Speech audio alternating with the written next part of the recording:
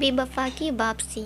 तो जनाब ये किस्सा है हमारे लड़कपन का, जिसको टीन एज भी कहते हैं। हमारे नाना जी के घर के नज़दीक दो अति सुंदर बहनें रहती थीं, जो हमेशा एक साथ अपने छज्जे में, जिसको बालकनी भी कहते हैं, खड़ी होती थीं। बाहर जाते तो साथ जाती थीं। हम थोड़े बदमाश और शरारती टाइप के थे, मगर हमको लड़कियों की शराफत और सादगी बहुत आकर्षित करती थी। सब तरफ से जांच करवाने पर यही पता चलता है कि दोनों बहनें किसी को आंख उठाकर भी नहीं देखती और हमेशा साथ रहती हैं। अब हमने अपनी नज़रें उठाकर उनको देखना शुरू किया तो हमको उन दोनों में से बड़ी वाली बहन अच्छी लगी। वे हमसे नैन मटक्का शुरू किया तो समस्या ये आ गई कि दोनों ही देखकर मुस्कुराने लगीं। अब हम शुरू से रेलवे के रिजर्वेशन प्राणी के समर्थक रहे हैं, तो भला हम क्यों किसी को वेटिंग लिस्ट से बाहर करते। सो हमने सावधानी से दोनों को आँखों से आंखें डालकर मुस्कुराते हुए गर्दन को एक तरफ कभी दूसरी तरफ करके मुस्कुराहटों का हसीन हमला शुरू कर दिया। इस बात का ख़ास ख्याल रखा कि जब एक को देखें तो दूसरी ना देखे और दोनों को ये ही लगे कि हम उन्हीं को देख रहे हैं। हमको उस समय दोस्तों को कोड नाम देना बहुत पसंद और सुविधाजनक लगता था, तो हमने उन बहनों को भी कोड नाम दिया। बड़ी वाली का नाम हमने चिलगोज़ा और छोटी का नाम चेरी रखा। अब बस यूं ही नज़रें मिलाते हटाते नज़रों से बातचीत चल ही रही थी कि चिलगोज़े को हमको पसंद थी। उसकी मुस्कान हमको इशारा देने लगी कि वो हमारी आरक्षण नीति को पहचान गई है। अब हम ज़्यादा रिस्क नहीं ले सकते थे, तो हमने चिलगोज़े पर से अपना फोकस हटाकर चेरी पर ध्यान केंद्रित कर दिया। एक दिन अचानक हम टहल रहे थे तो चेरी साइकिल चलाती हमारे पास एक गली में शाम टहलते वक्त आई और बोली, क्या बात करनी है आपको, बोलो।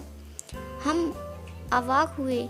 इस वार्तालाप रूपी हमले से संभालते हुए सुरक्षित दूरी बनाए हुए बोले, क्यों तुमको नहीं पता कि मैं क्या कहना चाहता हूँ। वो मुस्कुराकर सर झुकाते हुए नज़रें उठाकर बोली, तो बोलिए ना। हमने अब भी सुरक्षा को प्राथमिकता समझकर कहा, देखो तुम जाओ, कोई देख लेगा। तुमको पता ही है कि हम क्या कहेंगे, तो क्यों नहीं तुम मेरी अनकही समझकर मुझे जवाब दे दो। अब वो शर्माकर अपनी साइकिल पर बैठकर पैडल मारती हुई बोली, लव यू, और चली गई। झूठ नहीं कहूँगा, उस दिन बाइक गर्म हवा में भी ठंडक महसूस होने लगी। खुशी का तो मानो कोई ठिकाना ही नहीं था। ज़ोर की भूख लगने लगी। बिना बात की मुस्कुराहट ने हमारे होंठों पर घर बना लिया था।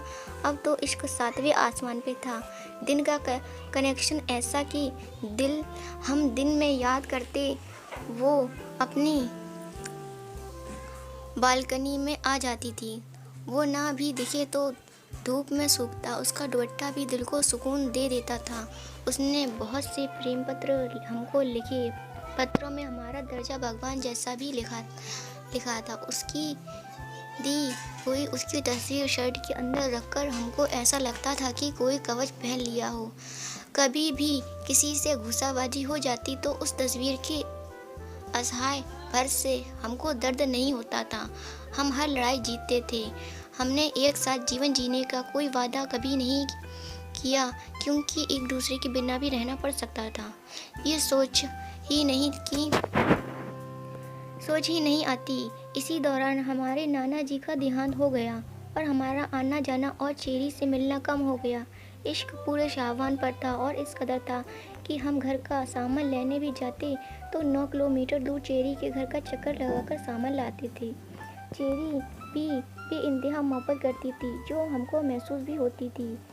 इन सब के बीच एक बार हम चेरी के घर के नज़दीक पार्क में उसके आने का इंतज़ार कर रहे थे अपने 2 दोस्तों के साथ, कि वो शाम के अंधेरे में हमारे नज़दीक आई और बोली, मुझे आपसे कोई मतलब नहीं रखना, मैं सिर्फ ये कहने आई हूँ कि आप मेरी फ़ोटो और लेटर मुझे वापस कर दो और मेरी ज़िंदगी से चले जाओ। अब आप इसको हमारी ईगो कहिए या जो भी, हमने चेरी से नहीं पूछा कि क्यों ऐसा कर रही हो।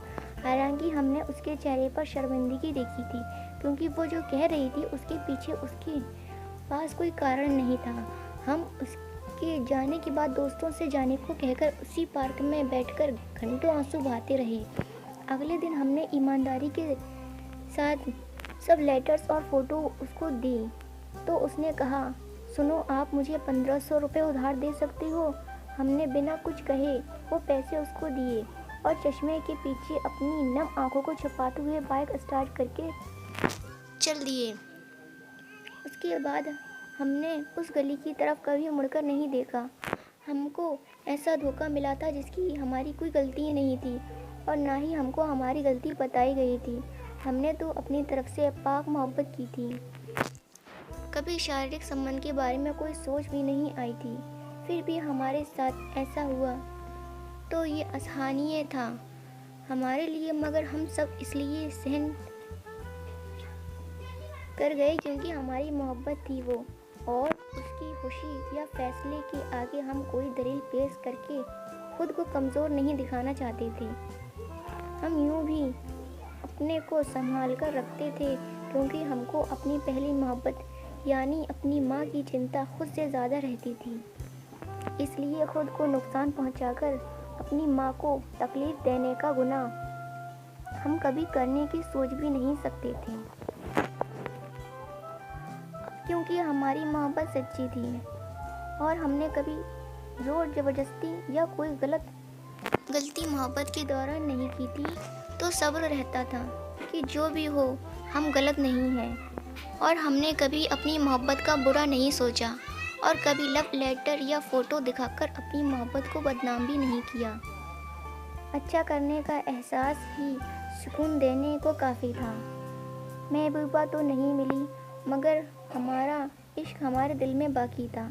6 साल बाद वो फिर हमको अचानक से मिली। उसकी शादी हो चुकी थी। हमारी बातचीत फिर शुरू हुई। बातचीत की वजह वो उधार दिए पैसे लौटाना चाहती थी। बातचीत होते हुए एक बार फिर वो हमारे इश्क में गिरफ्तार हो गई। वो हमसे बात करती तो करती ही रहती थी। हमने समझाया कि ये सब अब गलत है, तो वो बोली, ठीक है, कुछ भी गलत नहीं होगा, हम दोस्त तो रह सकते हैं ना। हमने हाँ कहा, मगर हम जानते थे कि वो मोहब्बत करने लगी। एक रोज़ हम मिले और उसने बताया कि वो हमको अपनी सहेली के भाई से उस वक्त मोहब्बत करने की वजह से छोड़कर चली गई थी। बाद में उसने उसके साथ बहुत दुख भोगे। उसने कहा, तुमने एक बार भी मुड़कर नहीं देखा, कभी मिलने की कोशिश नहीं की, न कभी जानने की कोशिश की मेरे बारे में। मैं तुमको याद करती थी, तुम्हारी अच्छाई मुझे हमेशा याद रहती। कैसे तुमने कभी मुझे किसी बात के लिए मजबूर नहीं किया। मैंने मेरे मांगने पर सभी लेटर्स और फोटोज़ भी दे दिए। मैंने कहा, ये सब अब कोई फ़ायदा नहीं है, मेरे प्यार में मेरे लिए सीमित है। मैं तुमको कोई तकलीफ़ तक ही नहीं देना चाहता था और अब भी नहीं दूंगा।